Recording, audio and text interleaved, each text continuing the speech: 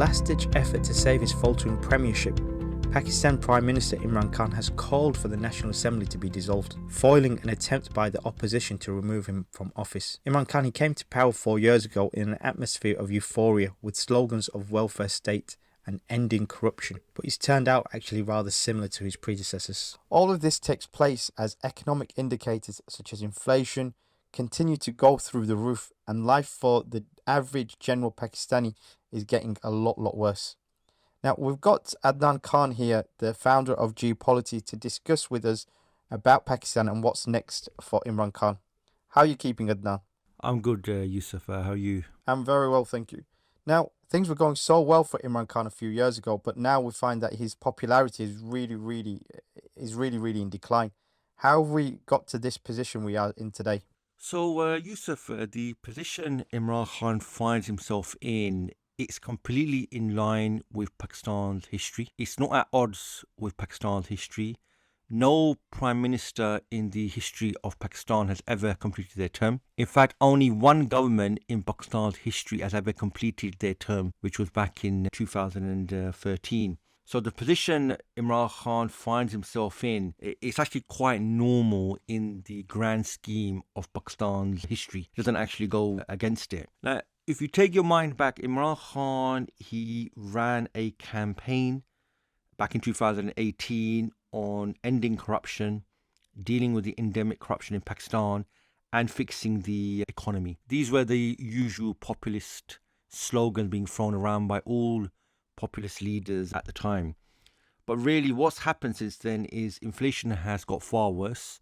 Inflation was actually bad even before COVID in the first year, actually, when he took up government, but it's got far worse. And in a country where many rely on a daily wage, double-digit inflation, it's a big killer. Also, Imran Khan faced numerous economic issues during this time: a current account deficit, falling currency reserves, poverty on the increase, and he always pointed that the cause of the problems were always elsewhere. So the macro picture has always been bad during Imran Khan's 4 years in office, despite the odd successful micro achievements. So Imran Khan and his supporters will talk about the healthcare plan they had, the fact that they've issued a healthcare ID so everybody gets access to healthcare. But all of that is really at odds with the macro picture where all the indicators are really bad. So in the end, really, Imran Khan turned out to be rather similar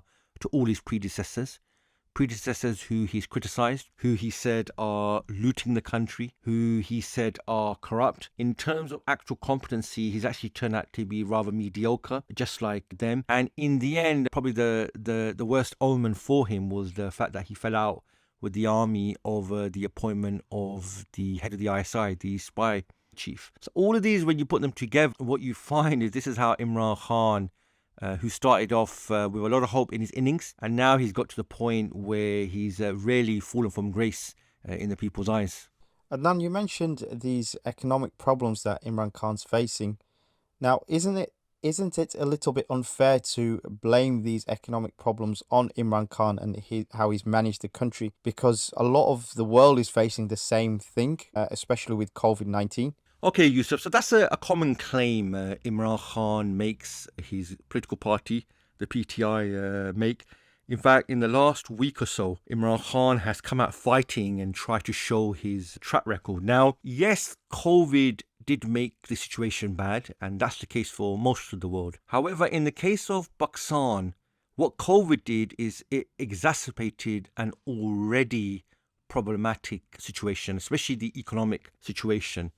And just to show you, if you take poverty in Pakistan, 75% of Pakistan's population earn less than $5 a day. That was the case before Imran Khan came into power. It remained the case when he was in power. It remained the case during COVID. And the reason why poverty is so high in Pakistan is you have a services sector which is about 60% of Pakistan's GDP. But 40% of the labor force, they work in agriculture. So the largest sector of Pakistan's economy has the smallest amount of labor force working in that area. So as a result, poverty is really high in Pakistan, and that was already there. So Imran Khan came into power promising he's going to fix poverty and he's going to create a welfare state. So the problems he's facing in this area have got nothing to do with COVID. They were already there and he's not really addressed them. If we look at debt, Imran Khan now has the record of taking the most amount of debt during term in office. He's nearly doubled the debt, really. It was about just over 30 billion, the external debt. Now it's up to 60 to 70 billion.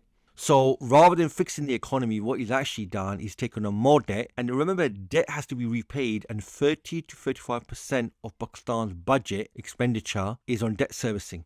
So as he's taken out more debt, more of the budget will be taken up. So these are actions which are not linked to COVID. These are actions that he's actually done. Inflation has probably been the worst problem. In Pakistan, inflation was actually single digits before Imran Khan came to power. When he came to power, inflation went to double digits. It was 12, 13%. It fell slightly with COVID, and now it's back into double digits. So under Imran Khan, inflation has been far worse under his regime than in previous regimes. And inflation is the killer in Pakistan. In a country where most people live in poverty, rising food prices literally kills people. And then the other thing really Imran Khan hasn't dealt with, which he said he would, was the economic setup in Pakistan. He talks about a Medina state, a welfare state, ending corruption and raising taxes. And he's not dealt with any of the issues. So the fact that most of Pakistan's GDP and wealth comes from sectors that most people don't work in, he's not really addressed. The fact that Pakistan's industry has a lack of technology or lack of heavy industry and it exports mainly cotton. He hasn't done anything to actually address that. So a lot of the problems he's facing and the crisis he's in now, they're of his own making. He made grand promises like all populists do, but he's actually failed to deliver. So the problems he's facing aren't actually COVID related. They were actually there before. COVID just exacerbated them. Yeah, I do remember all those promises that he made. He had a lot of fighting talk in him. He was talking about changing the system, about the corruption. Why did he fail to make any progress on these? Well, I think there's a couple of issues there. One of them is how serious was he really about this? We got to keep in mind, Imran Khan came to power at a time where populists across the world were coming to power. So in America, you had Trump. You had in Hungary, in Brazil, in India, across the world, you saw populist leaders who were all coming to power. And Imran Khan, he rode that wave as well. So there was always a question mark on these slogans. Does he actually plan to deliver on them? Or is it just to get him into power? And now we know. Now we know that everything he hasn't delivered on is somebody else's fault. Or he does what's called U-turns, and he admitted himself doing U-turn is a sign of a good leader. And maybe in his bubble it is, but in any other place, doing a U-turn isn't good. The other problem you've really got is Pakistan has an entrenched system with the military top brass sitting at the top. And really, even if Imran Khan had any grand plans to make structural changes, it would have been impossible unless he took on the army. And he never did that. He never planned to do that. And even when he did fall out with the army in the end, it was over the appointment of a spy chief, which basically is one of the main factors of his downfall. So like all populist leaders, Imran Khan offered the world and he didn't deliver on any, and most populists don't plan to deliver on much of what they say anyway. That's what the whole idea of populism is. You tell the people what they want to hear only to get into power. And that's why we're in the sorry scenario today where Imran Khan is struggling for survival. The army does seem to be very quiet on the issue at the moment. What's their position on this? So the military top brass, they are watching this drama play out, and there's a couple of issues when they look at this drama. But the important thing to bear in mind is the army played a very important role to get Imran Khan into power. Imran Khan was really in the political wilderness for decades. In the end, many of the establishment figures, they joined him. And also you find that he carried out many demonstrations in the capital city, which is unheard of.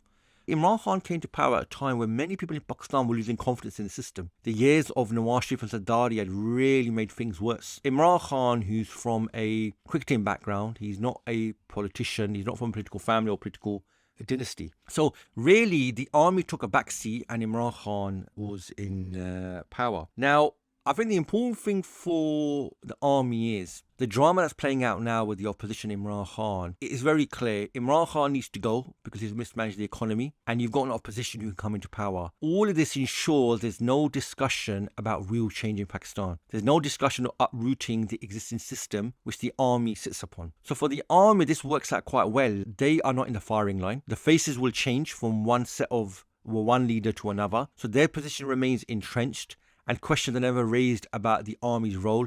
In fact, people see the army as a savior of Pakistan. So they've been pretty quiet because for them, this is a pretty orderly transition. As unstable as it looks, this is usually how transitions happen in Pakistan. So for them, this plays out quite well. They're seeing a transition happen. It's from one failed leader to another set of leaders. So the army's position, it remains entrenched in the country, and that serves them well. Now, this opposition, can you tell us a bit more about them? Who are they? What's their plan? So the opposition are all the same characters of the movie we've been watching for the last few decades. You've got the Sharif family led by Shahbaz Sharif and his son. You've got Maryam Nawaz, who's Nawaz Sharif's daughter. You've then got Bilawal Zardari Bhutto from the Bhutto dynasty. You've got his father Asif Ali Zardari. You got Maulana Fazl Rahman, who's been around forever. So it's all the usual characters, all the usual faces again. So these people obviously were all chucked out of power with Nawaz Sharif. And what they did was they bided their time. And when they saw public mood was shifting against Imran Khan, they took advantage of that and connected with the people's sentiments. And since then, 2020, they've been doing loads of demonstrations and calling out Imran Khan for his economic mismanagement. But again, it's all the same people. It's all the same faces again. So one of their main claim is that the 2018 election was rigged. The army rigged the election, and that's why Imran Khan won and became prime minister. And Imran Khan's been unable to really get rid of that opinion. It's still there. People still actually believe it. And that's why what you're seeing now is Imran Khan's talking about a foreign plot to overthrow him, because that's all he can argue now. His grand speeches, they've all gone now because people have seen the reality of his leadership. So the opposition really, it's the same old guys. They've been around for the last 2 or 3 decades. They're no new people as such. It's the same old figures, same old characters in the movie all over again. This foreign plot that you mentioned, is there any truth to that, or is he just trying to save face? So there's no foreign plot. There's a domestic plot, and the plotters are there in front of him. It's Shahbaz Sharif. It's Bilawal Zardari Bhutto.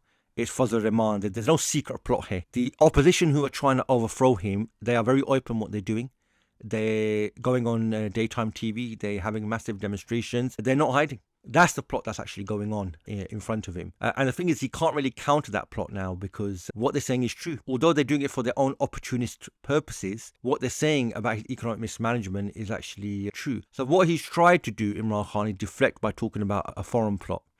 He gave a long speech where he was giving, he's fighting for his life effectively, and he let slip that it was America that in a letter wrote that it wants to remove him. That's very interesting because just the end of last month, March, Pakistan's Navy did military drills with America's Navy. So that's not exactly a relationship that you would expect if someone's trying to do a plot against you. Just a couple of weeks ago, Imran Khan's foreign minister, Shah Masood Qureshi, he's in talks and tweeting about how America and Pakistan's relationship is strong, how they're talking about strategic issues and things like that. So you can clearly see what Imran Khan's saying is actually going against even what his own party are doing. So there's no foreign plot here. What he's trying to do is try and feed into the conspiracy theories, which seem to have a lot of legs in Pakistan. So he's trying to tap into that at the moment. But if the best argument you got against domestic plotters is there's a foreign plot, and you're the prime minister, and that's the best you can serve, it really shows you the weak position he's in. Ultimately, all of this is about the future of Pakistan and the people of Pakistan. Will things actually be better with Imran Khan gone? Do you see the opposition doing any better than Imran Khan? How do you see things playing out here? So no, I think things will only get worse. These opposition members who are going to come into power, they've been in power before. They ran the country into the ground. They indebted the country. They plundered the country. So judging by history, they're not going to do anything different. Nawaz Sharif and his family have been in power on 3 occasions. They've been in power in the 90s. They've been in power after 2010. They've done the same. So nothing's going to change. In fact, what these guys are, they're opportunists. Sensing that Imran Khan is struggling, they jumped on it in order to remove him and get to power. They have not thought what they plan to do the day after. There's no strategy or plan to deal with poverty, debt, inflation, which are killing people literally. So really what will happen is there'll be a honeymoon period for a short period, and then the same problems will come up again. In fact, Pakistan's debt repayments are going to be due, and they're going to have to make some very difficult decisions. Do you spend on Pakistan or do you spend on repaying the debt? So getting rid of Imran Khan isn't actually going to change anything, unfortunately. And fundamentally, the underlying system where the state doesn't actually represent the people, the state represents the short and narrow interests of the elite, be they a political dynasty or a business class family. Everyone wants to get into power in order to plunder the state, and these opposition members, that's what they plan to do. Imran Khan got in, they lost out, and now they remove Imran Khan, and they want the benefits of being the leader of the state so they can plunder it for themselves. So the fact that they have no solutions, all they keep saying is Imran Khan's bad, shows you there's no actual plan. And the likely chance is they will all turn on each other afterwards as well. Once Imran Khan's out of the way, there'll be fight for positions, for departments, for money, and then they will turn on each other. So Pakistan's politics is set to get even more unstable. So the situation for your average Pakistani is not going to change. It's probably going to get worse, unfortunately. Thank you for your time today, Adnan. Now, to the audience, if you want to learn more about this issue or any other issues that you see on the news, you can check out our website. The website is www.thegeopolity.com. Thank you for listening.